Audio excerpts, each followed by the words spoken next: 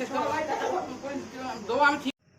Guys এবারে পুজোয় এত সুন্দর করে ড্রেস তৈরি করে দিছি, মানে একটা লোক কেউ ফেরত আসেনি, কেউ বলিনি যে আমার জামা একটু টাইট হয়েছে, কি আমার জামা ঢিলা হয়েছে, কি আমার জামায় সমস্যা হয়েছে, এইরকম কথা বলার জন্য এবছরে কেউ আসেনি। মানে এত ভালো ড্রেস তৈরি করতে পেরেছি এবার, আমি খুব খুশি সত্যি, আমার খুব ভালো লাগছে। এই বলতে বলতে এই একটা ভাই এসে গেছে, এই ভাইটা আমার পুজোর সময় জামা তৈরি করে দিচ্ছি, নিশ্চয়ই ভালো লেগেছে, সেই জন্য আবার এসেছে। কেন আমি বানিয়েছি? এটা কোনো জামা হলো? কেন জামা কি? এটা কোনো জামাই হলো না। আমার এখানকার জামা হাতা এখানে উঠে যাচ্ছে, এখানে টান খেয়ে যাচ্ছে পেটের গোড়ায়।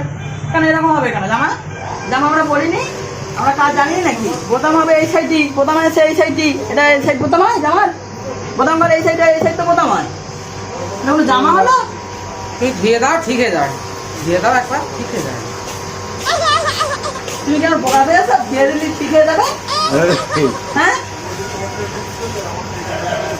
টাকা ফেরত দেবে, জামা দিলাম আমি নেবো না। ঠিক কথা, আমি প্লিজ আমাকে ক্ষমা করে দাও, প্লিজ প্লিজ আমাকে ক্ষমা করে দাও। আমি সোজা করে দেবো ভাই, বিশ্বাস করো, তুমি বের করে দিও না আমার কাছ থেকে।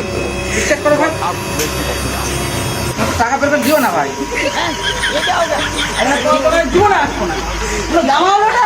বলো না, কার সাথে যেন বলো না, আমি ঠিক করতে পারবো আমি আসবো না তোমার দোকানে আর।